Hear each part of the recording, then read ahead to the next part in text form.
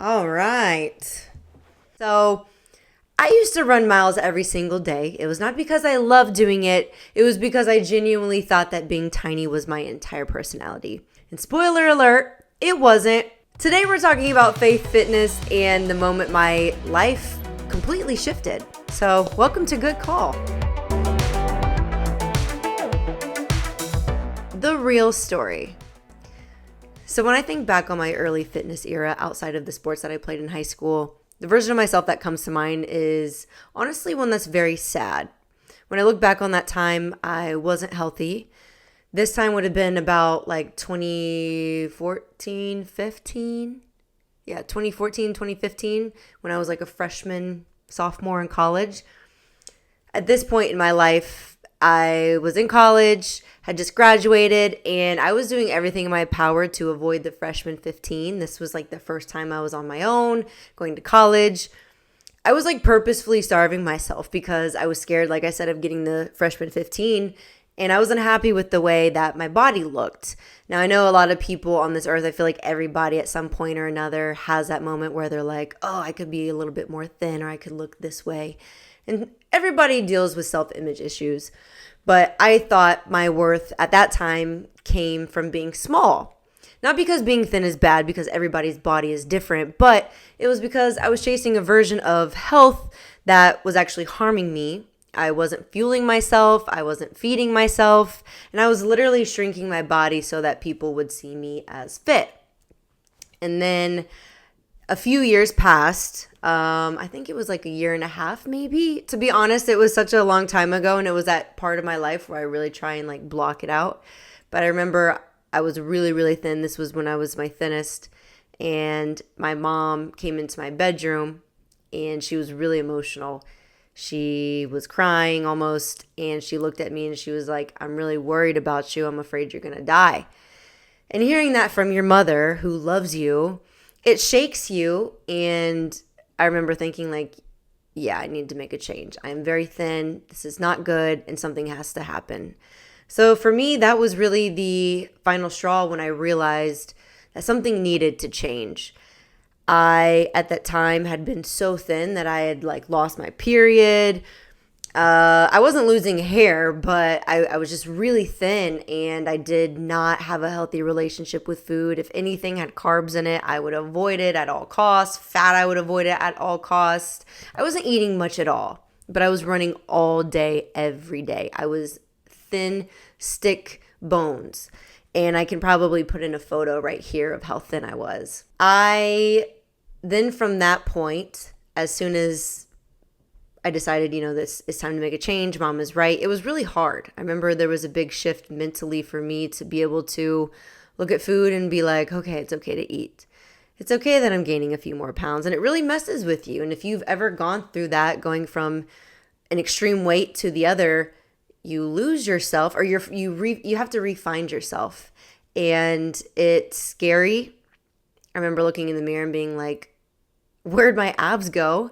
Which is crazy to think because I was like 95, 98 pounds and I'm 5'5". I probably now weigh like 130 some pounds with the muscle I have on, which young Mac would have blown a gasket. But it is crazy to look back at photos of me when I was in high school at 130 versus me now at 130. My body composition is completely different, and we're going to get into that journey to strength here in a second. But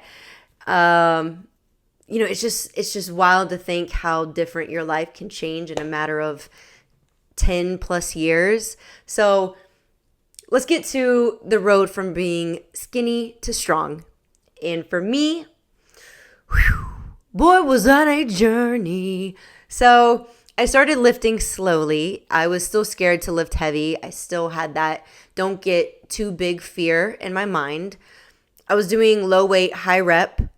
And I ended up going from Indiana to Mississippi. Like I mentioned in my first episode, was there for about a year and a half. Slowly started gaining some more weight down there. It's hard to not gain weight when you live in Mississippi and they're feeding you grits and biscuits and gravy and catfish and everything is fried. And I love Southern food. But yeah, I gained a few pounds when I was down there. Not too much, but I moved to New York. So this was 2020 during the COVID time. A little after I moved there, like maybe a few months, I met somebody on Hinge who was my boyfriend, who ended up being my boyfriend for like 2-ish years. And even though that relationship didn't work out, that was really a big part of helping me to step into my real strength. He encouraged me to lift heavier at the time. I really didn't have a choice because he was a personal trainer and he lifted heavy, and he was the type to go in the gym and just 100 pounds each arm, just molly-whopping that thing in the air. I don't know if that's the way you say it. He was just going ham, 100 pounds each arm, and I was like, okay. I'm a competitive person, so I was like, shoot, let me try. And he would encourage me to lift heavier, push me out of my comfort zone. He was a personal trainer, and he was the one who inspired me to get certified. That decision completely changed my life. Despite the multiple breakups that we went through, I'm not going to get into that relationship, and I'm also not somebody who wants to talk negatively about someone else, because that is not at all what this is about. There are a lot of good things that I learned from that relationship, but despite the multiple breakups that we went through, that season of my life was by far one of the hardest seasons of my life. It completely broke me down, but at the same time, it also rebuilt me. And I realized that we all make choices every single day, and you have to live with those choices, whether they're good or bad.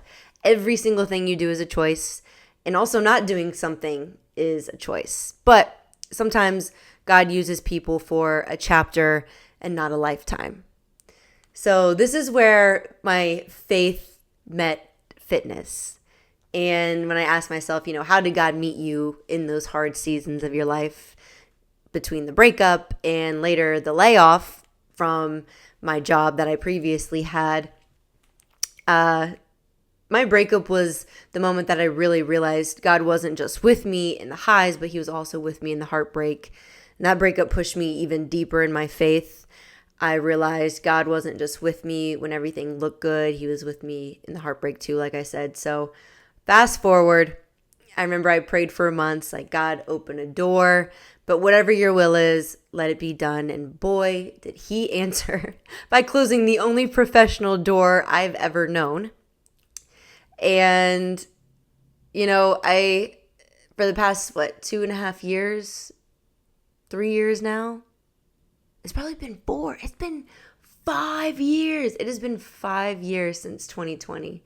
So a lot can change in 5 years. I am very different now than I was when I first got to New York, and I thank the Lord for the lessons that I learned when I was going through that relationship in that time in my life.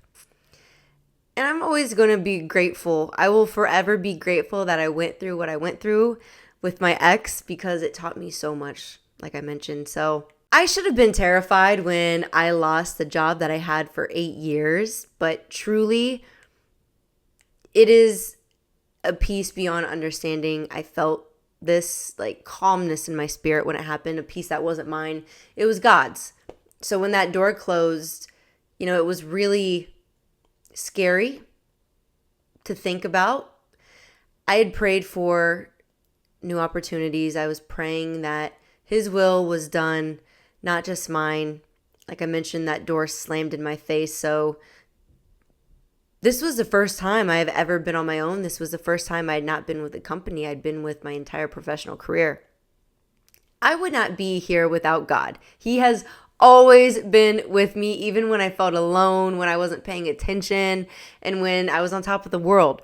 His faithfulness did not change, but my awareness did. And in every season, he has been there, and he always will be. And in this season of my life and moving forward, I've been really trying to reevaluate every aspect of my life and really trying to make sure that everything I do now is for his glory. And I am not ashamed to share how good he's been to me. And I know that my actions and choices have to reflect that. When it comes to my personal training, when that comes to what I do with Cycle Bar, what I do with this podcast, I am putting myself out there. I am I am subjecting myself to criticism. I know that with this podcast and with this platform, it is my duty and it is an honor to be a good influence, because people watch. Boy, do people watch. people watch what you say and people watch what you do, even though you might not think they do. And if I could tell younger Mac one thing, it would be to trust the process, and it would be to never settle and don't sell yourself short.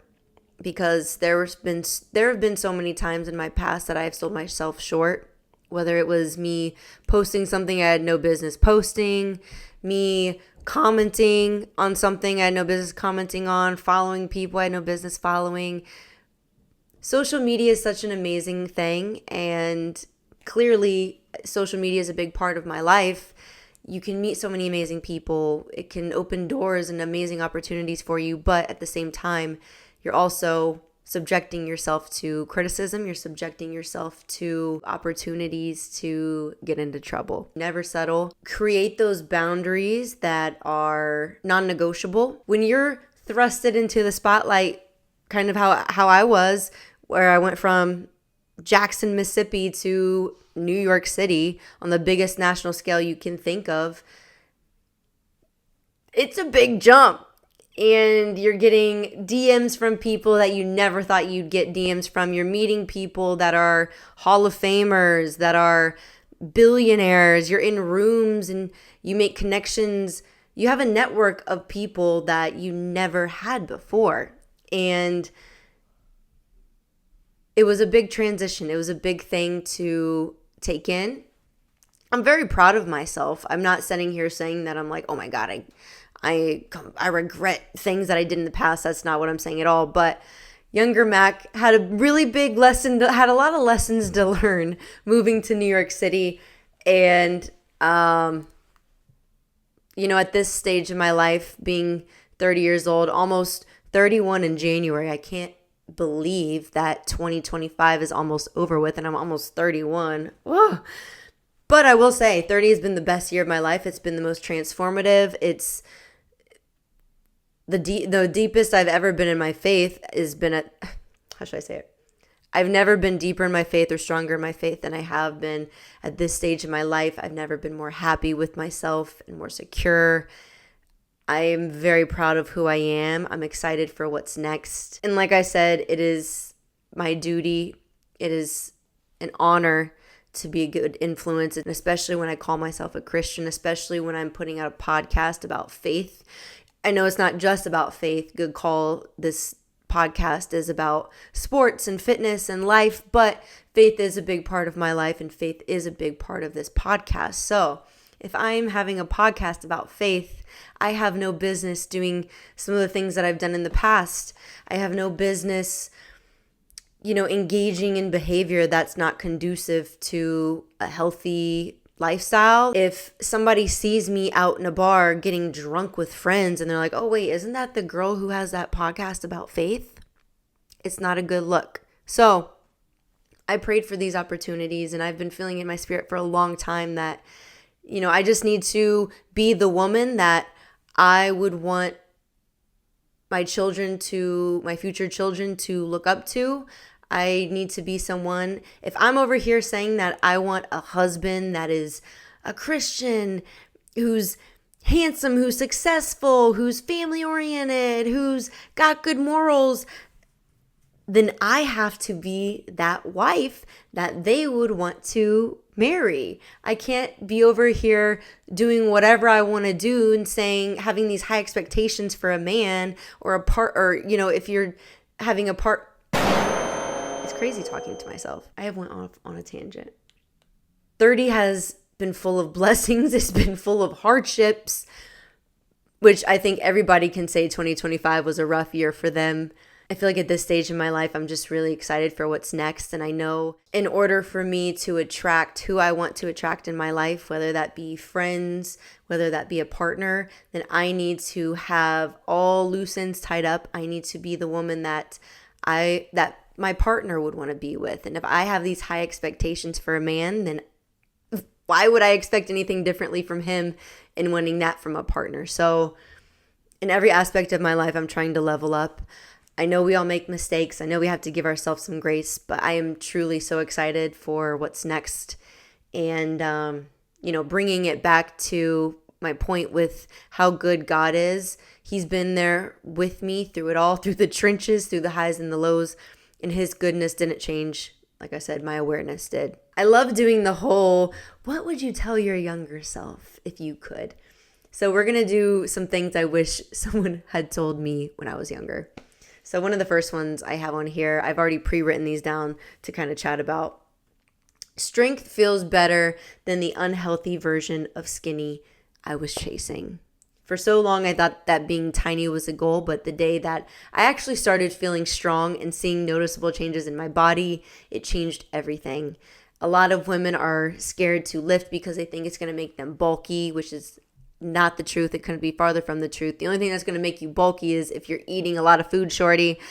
Lifting is not going to make you bulky. Muscle weighs more than fat, but it takes up less space. And perfect example of that, I'll put a side to side up here is me when I was like 130 in high school, eating whatever the heck I wanted. I would literally go to school, eat my entire lunch. When my friends wouldn't want something, for example, like a cinnamon roll, I would eat their cinnamon roll. Then I would go up to the lunch line and get a packet of Zingers. If you know, you know, it would be the vanilla kind with the yellow top. Loved the Zingers. I was just a garbage can in high school, eating whatever I wanted. I would play sports, but I just didn't care about my health like I do now. And that's what's going to make you chunky. So you look at high school Mac that was 130 versus me now, which I think I'm probably 130 now. I don't weigh myself anymore, but the last time I did check, I think I was like 132 at the beginning of the year, and I really don't fluctuate much anymore. Usually gain or lose 5 pounds here and there, but my body has completely changed because I lift weights and I lift really freaking heavy. I could not imagine life anymore without lifting heavy. It makes me so happy. It's therapeutic. I love it. So yeah, strength feels better than any unhealthy version of skinny I was chasing. Number 2, rest is part of the work. Rest is not quitting. Rest is respect. I was overworking myself. My mom and dad can vouch for me. Ever since I was a kid, I've had high energy. I've always been go, go, go. I never took naps as a kid. Never. I never even let my parents take naps, I don't think. Which I want kids one day. But oh my gosh, if I have a mini version of me, God bless my soul. I was a brat as a kid. Even now, it's weird taking naps. I do take naps now. But even as a kid, I never took naps. Rest is not quitting. Rest is respect. Let your body get some rest. The only way you are going to recover and the only way you are going to be able to build your muscle properly and progress in your fitness journey is by taking rest. Rest is needed. Number 3, God is in your heartbreaks just as much as your breakthroughs. And my breakup really showed me that you prioritize what matters to you. And if you truly say that God is your number one, then you have to ask yourself, are you truly putting him first? When you wake up in the morning, is the first thing you're doing going on your phone and checking social media? Are you running to talk to your friends about the drama that you have in your life before you bring it to God? If God is truly your number one, then you got to check yourselves. Are you complaining every single day? Oh, this inconvenience. Oh, that inconvenience. You got to ask yourself that. Number 4, God closes doors to protect you, not to punish you. Losing my job felt scary, but I felt held.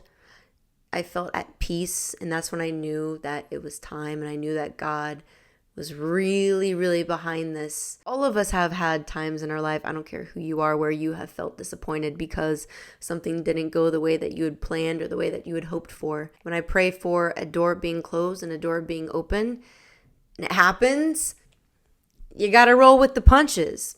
Losing my job wasn't necessarily in the bingo cards at the time, but I did feel at peace because I had prayed that a door would close that he wanted closed and a door would open that he wanted opened. And that happened. Number 5, the people that are meant for you will not be threatened by your growth. That is with friends, family, relationships.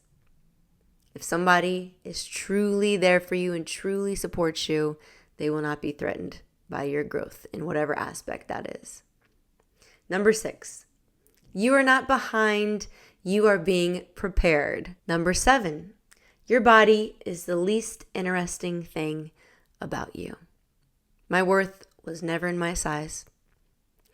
And the enemy is always going to try and attack you when it comes to the way you look. You're not good enough. You're too fat. You're ugly. You're too skinny. You got cellulite. Your nose is jacked up. The enemy is always going to try to attack you. And the crazy thing is that our looks are nothing that we can even control. Well, nowadays we can, but that's besides the point. You're born how you're born, and later in life, if you want to fix something, so be it. I got my lips done. We all know this, but we all get old. Our bodies change. We get saggy. We get wrinkles. We cannot control when we die. Every single one of us on planet Earth is going to get old. Who are you deep down? Who are you as a person? Do you have a sweet, kind soul, or do you have a nasty personality someone who has no boundaries? Are you someone who doesn't keep their word? Are you that person where you say, oh, I'll call you back, and right when you're saying it, you're not going to call them back? Number 8, comparison and gratitude can't coexist. When I thank God for my health and my strength, comparison loses its voice. It's so easy to go online, compare yourself to somebody, thousands of women, thousands of other men, and say, oh, I don't look this way. I'm not pretty. I'm not successful. Oh, they've got it all figured out, and they're only 20 years old, and I'm 40, and I don't know what I'm going to do with my life. Your journey is special. You are special. All of us are unique, and that's what makes us special is we are unique. We are not that person. So comparing yourself to somebody else is going to steal your joy. Do not let what somebody else has affect your peace. Okay? Okay. Number 9, if it forces you to shrink, it's not from God. God grows you. He doesn't shrink you. And this can even be in friendships and absolutely in relationships or in professional settings. Number 10, you don't need a perfect plan. You just need a good call. Every big change in my life started with one small yes. Okay, so let's get to my good call of the week. What was my good call of the week and my not so good call of the week that taught me something? My good call of the week is actually one that I'm really, really proud of that I am trying to implement every week moving forward, and that is listening to uplifting, positive music. Music is one thing that I really struggle with. I love music with a good beat. If it's got some crazy lyrics but a good beat, it's hard. But at this point in my life, and especially right now, when I told you guys, I'm very serious about my faith and trying to walk the walk, especially if I'm talking the talk. Music is something that I've struggled with in the past. I love hip hop. I love country, R&B, reggaeton. I love Latino music.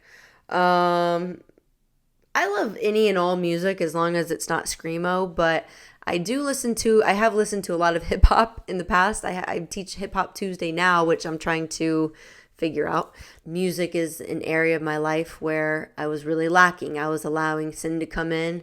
I was listening to music that is unhealthy, that's not productive, music that degrades women, music that I don't feel comfortable playing in my home. So my good call of the week was 1,000% changing what I'm consuming, and that is with music, TV, social media, food. It is so important what you put into your body. The only thing we can control in this world is what we say and what we do. So that includes what we are putting into our minds, what we are feeding our souls, what we are feeding everything. I don't even know the other word. And look, we can sit here and go back and forth on, oh, well, who cares? It's just a song. Oh, she's a good person. She says she's a good person. She says she's a Christian. She loves God. But why is her song talking about twerking and popping that you know what? And, oh, My man cheated on me, so screw him. I'm going to go sleep with all these other people and go get drunk with my girlies. I'm good off that. I've listened to the music. I am good. I'm good. My not so good call of the week is... My not so good call of the week is actually a pretty funny one. I have a scooter up here in New Jersey. It's really inconvenient to have a car up here because of the parking, because of traffic, because of the price of gas in America. Everything is expensive. Insurance, you freaking name it. There's so much that goes into having a car up here. So I have a scooter. Not getting it serviced early on. This is like a not so good call of like the past year, month. I am just really learning that you got to take care of things. And that sounds crazy, but I feel very blessed to have the mom and dad that I have who have given me everything, or me, my brother, my sister, everything we could have asked for. My mom has always been one of those mothers who takes over and does everything for you if you need help. And I just realized like later in my life now at this point, I haven't been taking care of my scooter like I should have. I haven't gotten it serviced, which is like getting the tires filled, making sure the brakes are good, making sure the battery's good, even cleaning it. It's kind of it was dirty. So my not so good call of the week was not taking care of things that were important to me, like physical things, the way I should have. So my scooter needs now to get the battery fixed, I think, possibly the brake. I don't really know, but I need to go get it fixed. And this is something that I could have completely avoided had I just done the necessary steps early on to get it fixed. So good call of the week is being more cognizant and being very picky about what I consume. My not so good call of the week was not taking proper care of my scooter. So she needs to go get fixed. The battery possibly needs to get changed. The brake maybe. Who knows? Fingers crossed I can get it fixed. I don't have to buy a new bike. It's all good though. I'm still blessed. I'm so blessed. And there's no reason to fret. There's no reason to get mad over that. You do not have to be perfect to make a good call. You just have to show up. And if this episode spoke to you, I hope that you send it to a friend who needs some encouragement today. I am Mackenzie Salmon. This is Good Call. And remember, everything is for His glory. I'll see y'all next time.